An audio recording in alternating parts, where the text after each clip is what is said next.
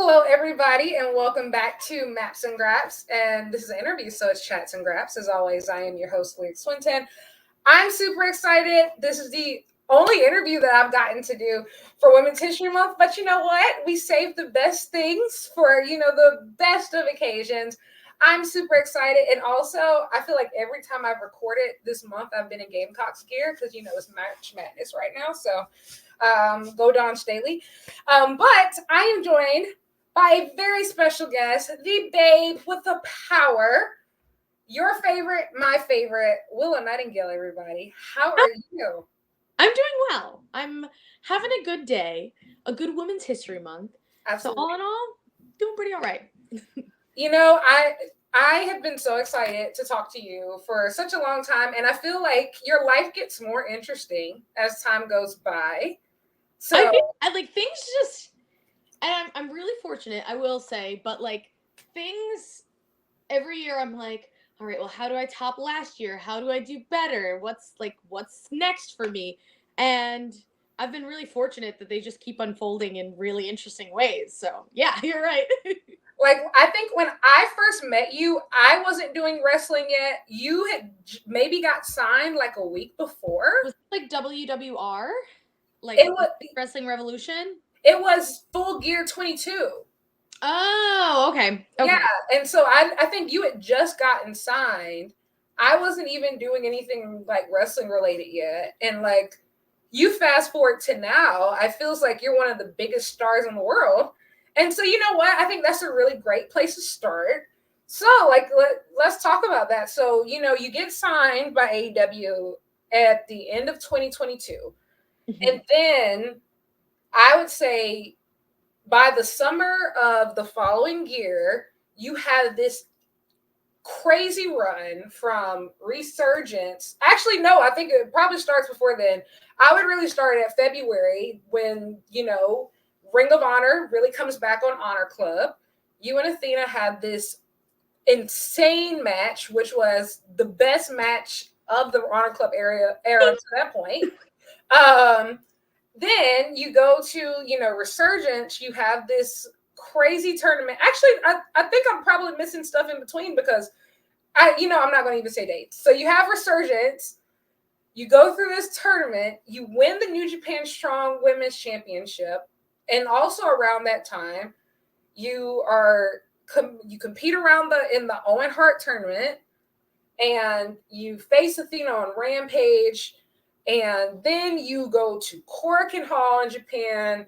You face Julia. And then you go to Forbidden Door. You face Toni Storm. Yeah. And then you go to Death Before Dishonor. And you face Athena. And in that time, you go from, in the 6 to 8 months, from being unsigned to being one of the only women ever to main event pay-per-views for not just one, but 2 organizations. So talk about how that feels, because it's crazy to say. So I can only imagine what it feels like to experience. Yeah, I did recognize that I was going on this run last year that was pretty wild, and I was very proud of myself when it was happening. But I didn't really think of the way that it would be perceived as being oh, I just got signed and now I'm doing all this stuff out of nowhere. Because obviously you mentioned names like Toni Storm and Athena as being people in AEW who I had these awesome matches with. They come with this experience already. They're already on television elsewhere. And they come in already with that level of prestige. And I've been on the indies for years and years and years. So in my head, I'm yeah, I'm also an experienced wrestler. But it's a different level. It's a different understanding of how to apply your skills. And it is really insane to think that all of that turned around so quickly for me.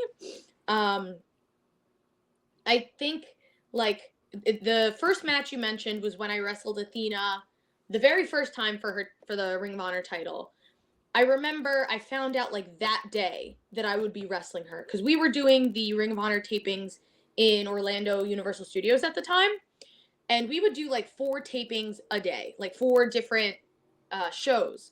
So we do the first show. They're like, all right, we're going to have you cut this promo and challenge Athena for the title. And I was like, oh, okay. So like, I'm wrestling today. And like, she is amazing. I think that like saying that doesn't even do her justice by saying she's amazing. Like, she is probably like the best in-ring worker that we have, like if not like top 5 for sure. And she is very charismatic, as mean as she is. There is something like appealing and like that draws you in about her. So I consider myself fortunate to be able to work with her and be given the opportunity for the title. But then after the match, you know, even though I walked home empty-handed, I still felt like really proud of the match we had. I think up to that point, that was probably like my favorite match I'd had in my life. And like the next day, I did a Beyond Wrestling show in Worcester, Massachusetts, and Zack Sabre Jr. was like also on that show, and he was at the Ring of Honor tapings the night before, and he was like, that was the best babyface performance I've seen in a long, long time. And I was like, I'm so excited that you said that. Thank you. And like a bunch of people in the locker room said things similar to me too, but like that was my first time really like talking to him and meeting him. So that stuck with me in my head. And I think moving forward into all those things that I did, Resurgence, Forbidden Door, and everything else that was ahead of me up to right now, that kind of set the tone in my head like, okay, I'm capable of doing this. I'm capable of working at this level. So don't second guess yourself. You can do it. And ultimately, like, you said it yourself. You saw what happened next. And I think there really just is that mindset of like, take a few minutes and enjoy this positive, like the good things that happen, enjoy that, and then switch and pivot to like what's next. So I'm still doing that. Absolutely. You faced, I would say, flat out the best women's wrestlers in the world, from Athena, Mercedes Moné, Toni Storm, Julia, in all such a short period of time. And I think what made it so special is that you didn't look out of place against these people. You know, you really held your own. And, you know, like you said, like, you know, like you might not have their experience level, but you still look like a very capable performer during that time. And so going to, we talked about like, you know, that early Honor Club, and then you going to Resurgence and you win. What did you feel? And that, like, you know, I feel like that was a crazy 20 to 48 hours. Like, what did that feel like? Because obviously, like, you know, people are going to say whatever they want, but I felt personally like, that was an embodiment of the tireless work that you had been putting in for so long. And I felt like no matter how it happened, it felt like you finally got noticed in that moment, because you had been working your ass off. And you still are, obviously. But what did that feel like? Because you talked about living in the moment. So did you like really let it settle in? Did you like did you get a chance to really sit in it? At first, no.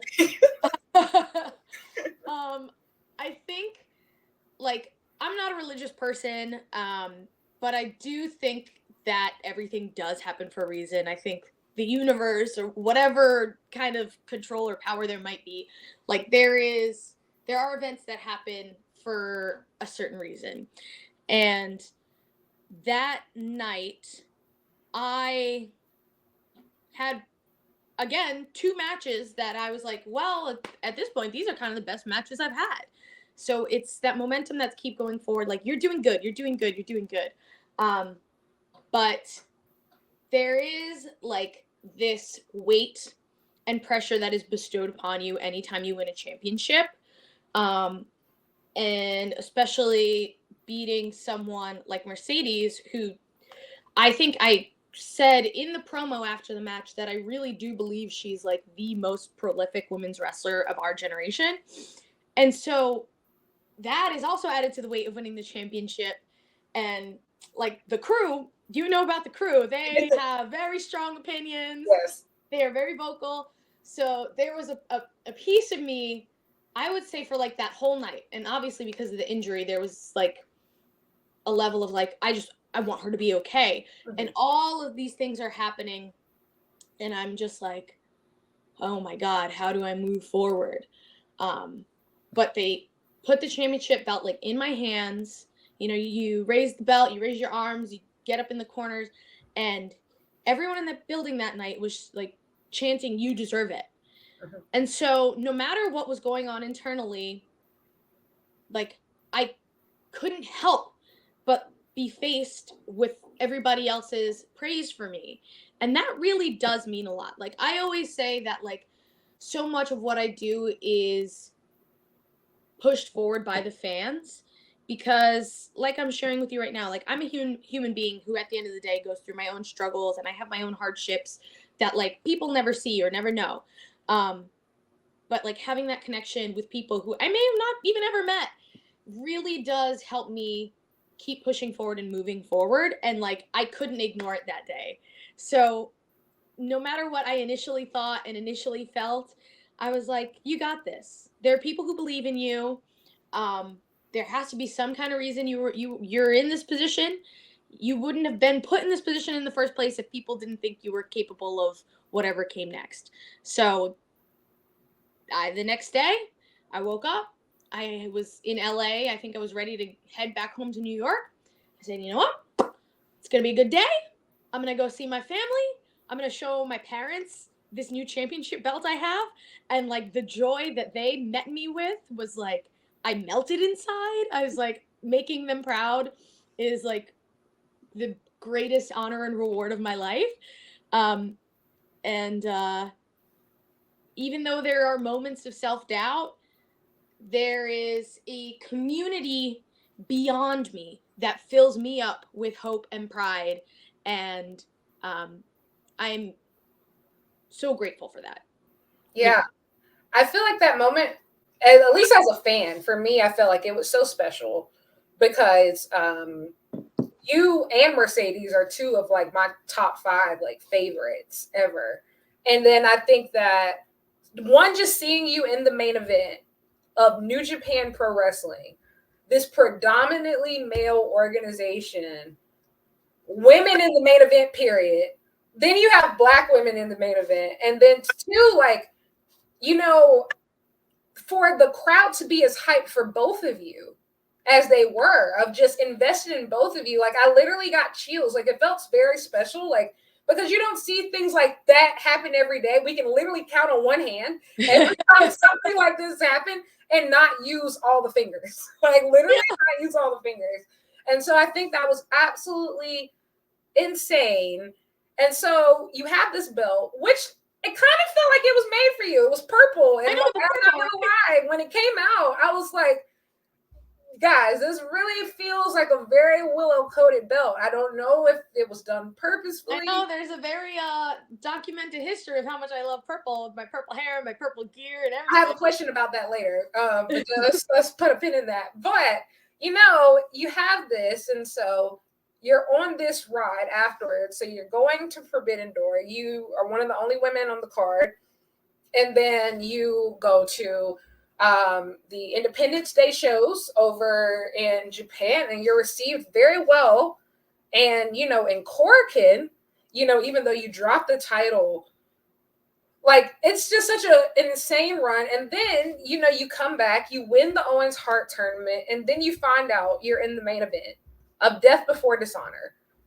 What did that feel like? Because you go from being unsigned to saying like, oh yeah, you're going to main event 2 pay-per-views, and like you're headlining with what I would say the 2 best women wrestlers in the world today. Yeah.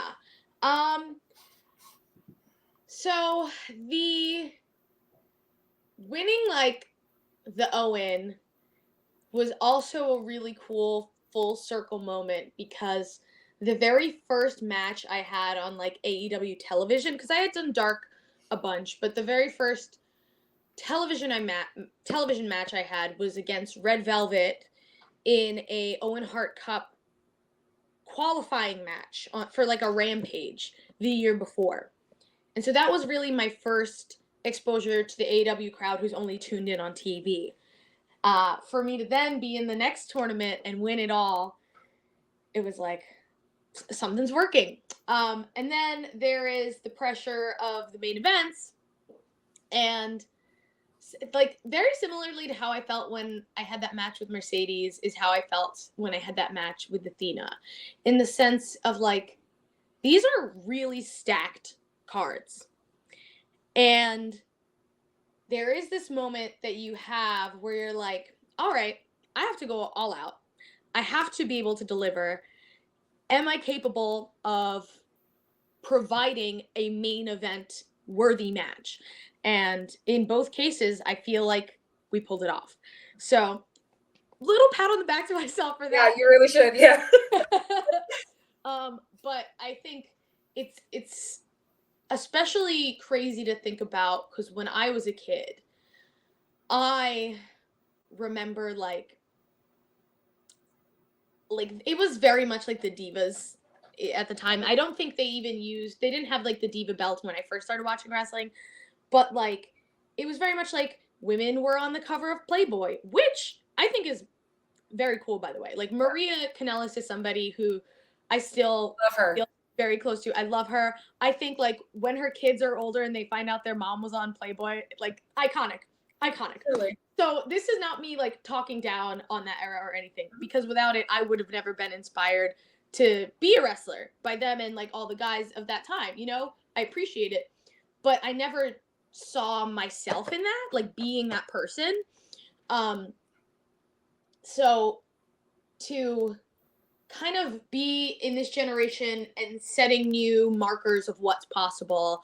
And I know that there are kids I have like in this room, I'm sure there are like pieces of artwork done, gifts that have been given to me from like very young fans, like girls 12 and under who appreciate me and they're like, you're my favorite. And their parents are like, every time they see you, their face lights up. They like run from the other room to see you.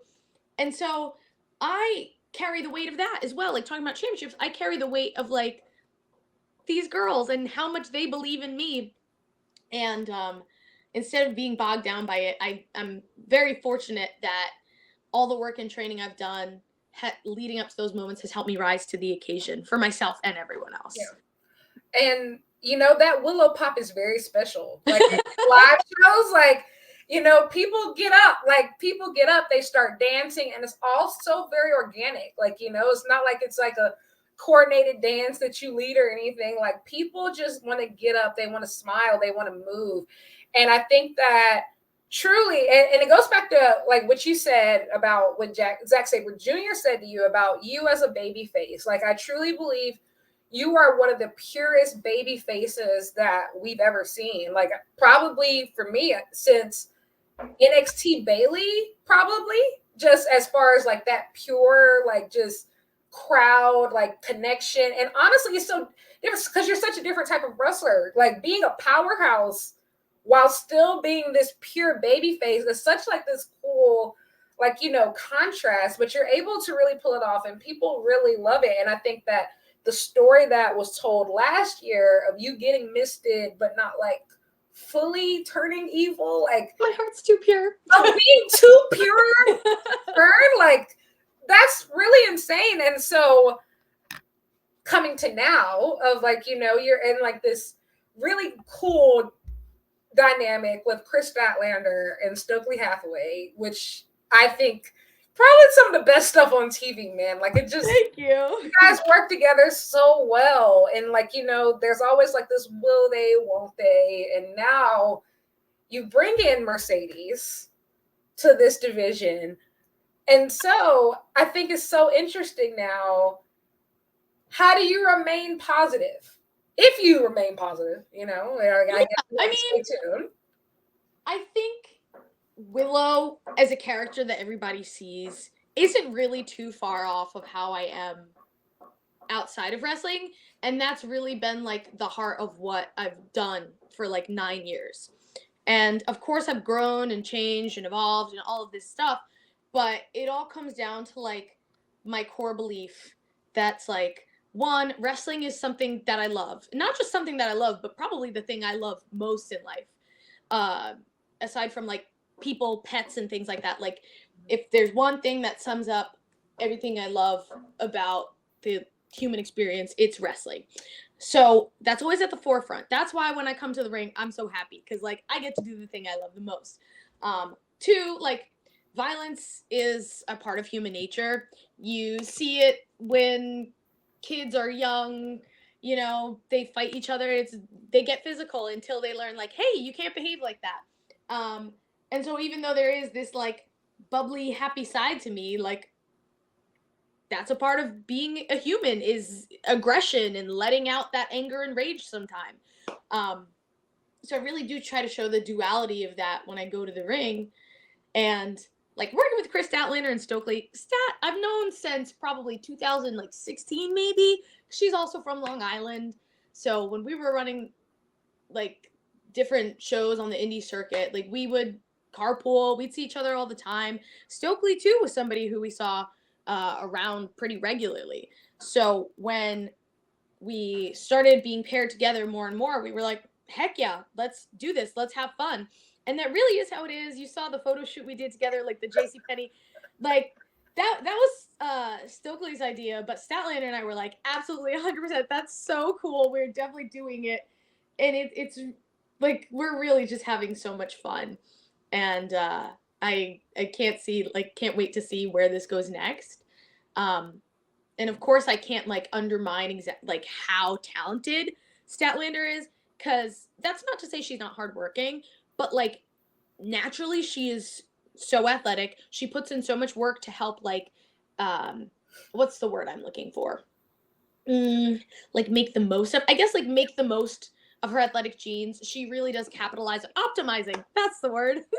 She works hard to optimize like her natural athletic, her gymnastics background, constantly working on getting better with speaking and how to get like she's really funny, like how to get her natural like comedian out that way.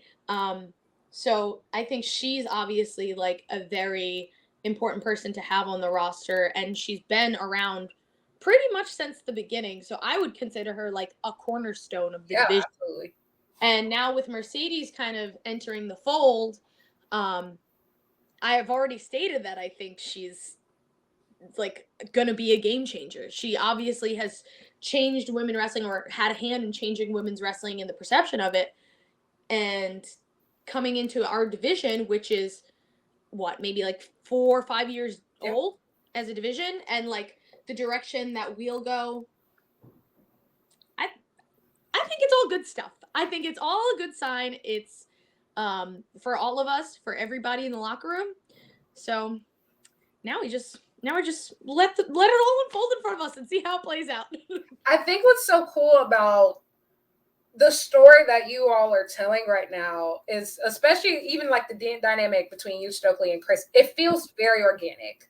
Like you can tell you all are having fun. And I'm a firm believer that wrestlers tend to do their best work when they're all in and excited about what they're doing. And like you can tell, like that JCPenney photo shoot is the funniest shit. Like it's so funny, and everybody sells it so well. Like everybody is like all in, and I think like it's passionate work. And I even like the stuff with Mercedes, like her being able to come right in to a story that feels real, like that feels just very authentic. Of between now and Resurgence, it feels like this is very like it's very timely, it's very relevant. And so obviously some way, somehow, whether you're on the same side or you're on opposing sides of the ring, you're going to end up back in the ring together. What are you hoping to show about yourself? And what are you hoping to like, what are the type of story that you want to tell, like, with her? Because obviously, like you said, she brings more eyes, she brings more prestige to any division that she steps in. So this time around, who is Willow Nightingale whenever she gets in the ring with Mercedes Moné? Well, I think the last time we faced each other, it was very clearly, we both want to win this championship. This is a first-time encounter, and very potentially the only time we would have an encounter. At that point, that's kind of how we saw it. Now, the tone has definitely shifted due to the injury, due to the fact that she's sticking around. This isn't like a one-off kind of thing. And now we have to kind of figure out how we fit into each other's lives. I'm still not really sure where she stands with me. You know, I don't feel great about how things ended the last time we wrestled each other. But I do still think very highly of her, obviously. And I hope she can see that my intentions are good. I hope she can see that I appreciate her, and I think she's a great wrestler, but I'm also a great wrestler. So I do believe that about myself.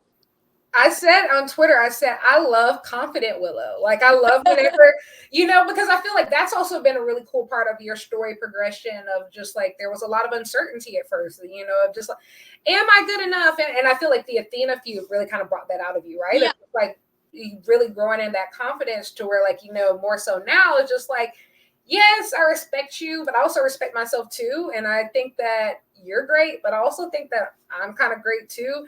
And it's really cool to see you like progress and like, become more confident in your abilities. Like, I feel like that's a part of, the storytelling as well. Yeah. I mean, I already spoke to you about Resurgence last year, how immediately I kind of had this like self-doubt where I was wondering if I would crumble under the pressure. But at this point, like you said, I've had the 2 pay-per-view main events. I've main evented, television shows before.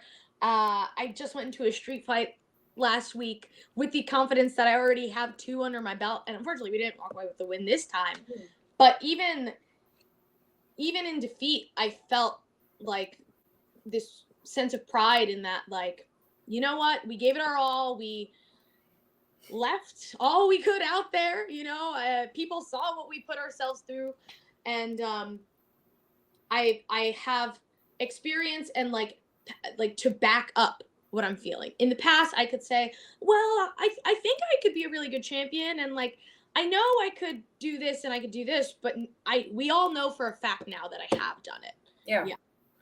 And I'm really glad that you mentioned the street fights, because you are now the woman in AEW history with the most street fights. You've done it most. You probably shed more blood or caused more blood than just about any woman on the roster now.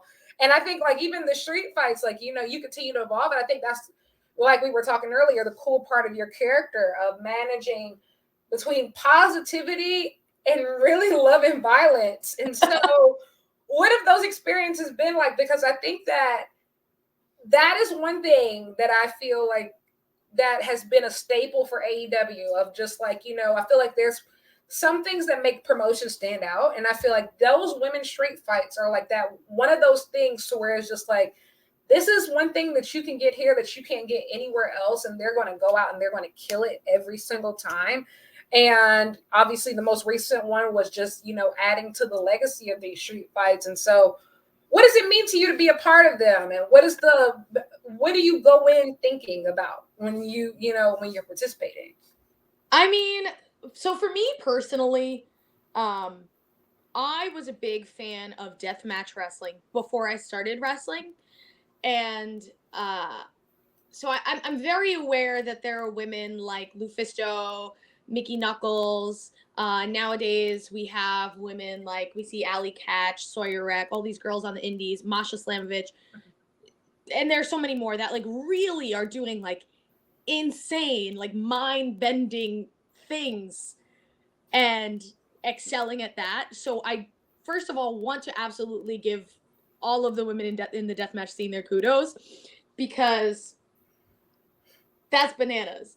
But obviously in AEW, we still are out there wanting to get physical. I won't even say like we're just put in the position to get physical. Like every time a street fight is announced and we realize like, oh, this is really happening, like we want to go out there and go crazy, go balls to the wall, and deliver, because the precedent's already been set. The first street fight, the first what was it, lights out match, Yeah. Britt Thunder Rosa, like the precedent's been set that like we will get hardcore. And I think there is something extremely funny about the most wholesome, bubbliest, like smiley me. Oh, she has the most experiences in this. But you know, in true AEW fashion, at the end of the day, it's about what goes on in the ring. So I love it. I think it's great. I'm pretty confident we're gonna have more of it in the future because we love it and the audience loves it. Why stop? Yeah, they're always big fan favorites, and I feel like the progression of this division in just the past 8 months alone has been insane. You can see the progress, but obviously there's so much more work to do. And so, as a division, what are some of those milestones that you think that the division hasn't done yet that you'd like to, do? I know a lot of people have been clamoring for a women's blood and guts, or, a women's continental classic. What are some of those things that you would like the division to be in a position to be able to do in the near future? So there's like a lot of things that come to mind. What you mentioned was really like having a blood and guts is definitely on there, especially going with what we were just speaking about. I do love the idea of having our own continental classic, but kind of branching off of that, I am not sure how many other women on our roster, aside from myself, have had the opportunity to wrestle internationally and represent AEW. I think, like, I know Toni Storm had done a few things with New Japan in terms of, like, being with Juice over there. But from a wrestling perspective, I may have been the only so far representing AEW to wrestle for New Japan. And this coming week, I'm also going to be representing AEW over at CMLL. So I'm really grateful for these opportunities. I'm excited about them, and I hope I can continue to do so in the future. But I know we've had some girls from Stardom come over recently. I think when there are moments where maybe someone on the roster isn't on TV every single week, or they're not directly tied into a storyline, it would be really cool to see some girls go over to Stardom for a few weeks, get to train there. Because even if you're not training there, just doing the matches and like working with all these other international wrestlers, you think about wrestling a different way. Mm-hmm. You adapt to like a different audience, and you kind of understand more about yourself. Because the way I think when I go and I do all these different things is like, how do I make this audience believe that I have a value outside of what is already going on here? Like, what do I bring as an American? How do I also blend into what's going on without disrupting the flow too much? But how do I also give them the personal Willow Nightingale experience? How do I show them me? And I think you learn a lot about yourself through doing that. And there's so many girls on the roster who could do the same. So more like sending our girls over other places and learning more about themselves would be very cool. And tag team championship would also be really awesome to have. Yes, I feel like you and Stat have just been so good. I've been sold on women's tag belts. Like, just, yeah. And I think, like, there's been some really great teams, like, that have, like, some have come and gone, and, like, there's some, like, who are still around. Like, I can easily see, like, Ty and Anna teaming up again whenever Ty's back from, maternity leave. There's a lot of different, like, some really great teams. And I think there's also some really great potential to, like, create some new stuff. Like, just because, like, the division is so big now, there's so many combinations, both matches and teams, that haven't been explored. Like, just, the world is your oyster. The world is literally your oyster.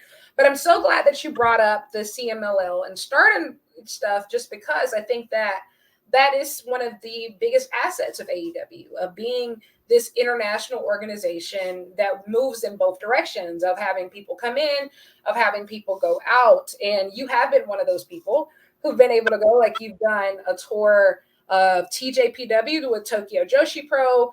You know, recently, you know, you went to, you know, New Japan and got to do some shows there, both stateside and in Japan. And like, as a fan, going to Japan was a life-changing experience. So I can only imagine what it's like for a wrestler.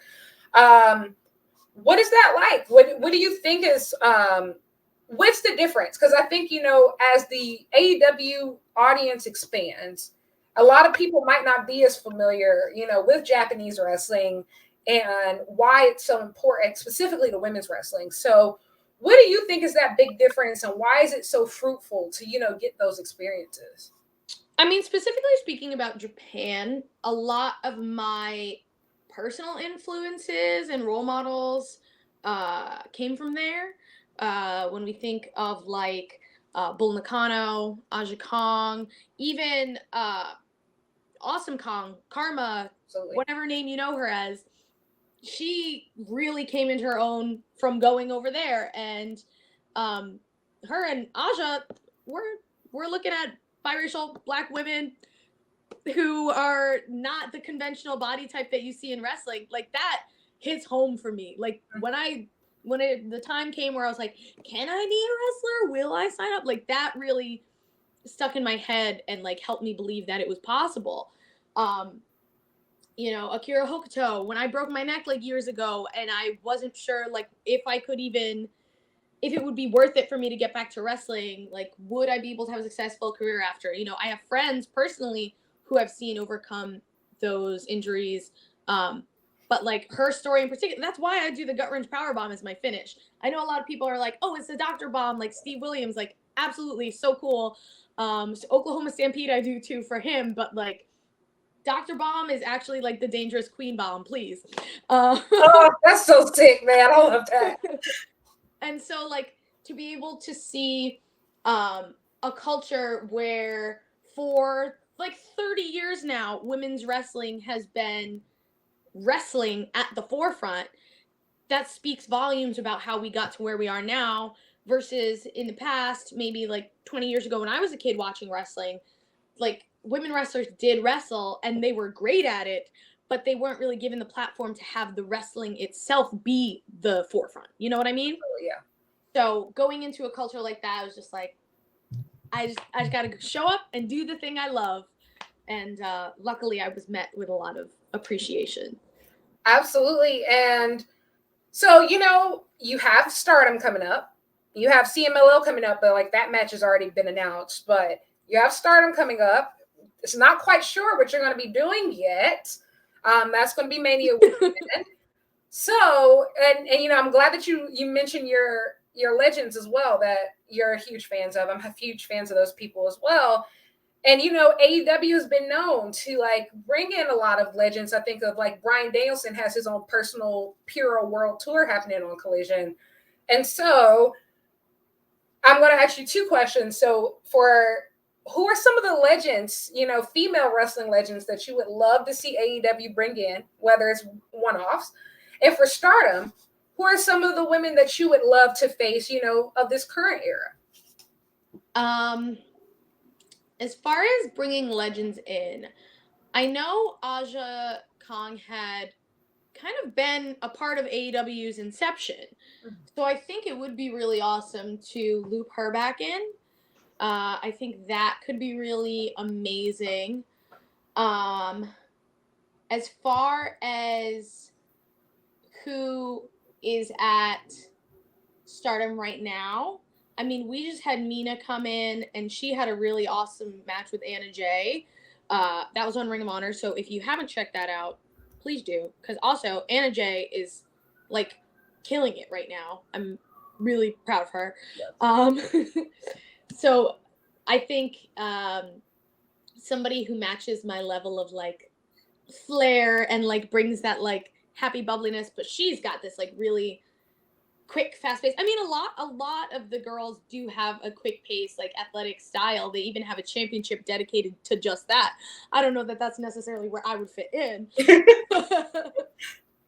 But I also, when I went over for those Independence Day shows, I had a tag match versus Julia and Thekla. And Thekla is someone I would really love to have a singles match with based on the encounter we had there. So just off the top of my mind, those are people who I'm thinking of. I know Megan Bain was just over there and I think grew so much as a performer, but even like coming back from her knee injury was really, really good. And to get even better is like saying so much. So it is exciting to see how she kind of gets back into the fold over here in the States and what she's been doing at different indies, and whatever's next for her is something I've been keeping an eye on since she came back from Stardom. So we'll see what I'm doing next week. Yeah, I think I'm so excited for that show. And I think so many people are. And going back to my final question, I said I was going to bring up the purple. As a point of personal privilege, I would like to know how you maintain your curl pattern after changing your hair color so much, because I would like to know how. It has been through lots of trust in my hairstylists. Because even now, like, age is also a factor, but I think I dyed my hair, I like bleached it and turned it purple like during the pandemic region. So maybe like 4 years ago is really when I started bleaching my hair. And we used like a low developer as to like not fry it immediately right off the bat. But I did start to notice my hair wasn't as like thick as it was, and it's still not really as thick as it was, but definitely using like deep conditioners regularly. Like I don't even know that I use regular conditioner in my hair because like I wash it once a week, and when I do wash it, I'm using a deep conditioner. But I think when I was like 23, I was looking at pictures of my hair there, and it was actually so big, and I was like, oh, to be young. So I don't know. I love the curls, but I don't know what the next step for me is. Doing this little platinum bit in the front is really, it's not the healthiest thing for my hair. Wow. And I do love that. I'm on the side of a truck with my hair like this, so I'm like, oh, I gotta stick with it. Yeah, that kind of scares me because I was like, I think I want the platinum money patch, but like, it's always nice to ask people before you try to do things, because I try to do things myself sometimes, and I have some hair color nightmare stories. Yeah, so. I the first time I had purple hair like entirely, I was 19 years old. We bleached it at home, and I ended up having to cut all my hair off. I had a pixie cut because it was not good. But this time I've learned my lesson. I'm like, no, I have to go to a salon. I feel like we all have a bleach chop rite of passage. I feel like it's a rite of passage to get to where we need to go. But thank you so much, Willow, for this interview. I'm so excited. I'm so glad that we got to talk. I'm so excited for your upcoming matches too. Like CMLL, you have Stardom, you have AEW, so many fun things. For those of you who want to keep up with this show, you can follow me at Lyric Wrestling on Twitter and Instagram. Subscribe at just my first and last name at Lyric Swinton. This will also go up on bodyslam.net, where myself and Danny Livingston host the Dynamite After Show, which is the Dynamite book every Wednesday after Dynamite, obviously. Where can we find you? Anything you want to plug? You can find me on Twitter, which it will always be Twitter to me, and Instagram at Willow Wrestles. And other than that, I don't really use my TikTok. I have one under the same name, but I'm usually just scrolling, laughing at other people. And hopefully I will have maybe some new projects coming up outside of just wrestling. But keep an eye on my social media to find out. Super exciting stuff. And yes, I don't know how to use TikTok. I'm the worst Gen Zer ever for that, but it happens. But once again, thank you everybody for tuning in, and happy Women's History Month. We will talk to you soon. Bye.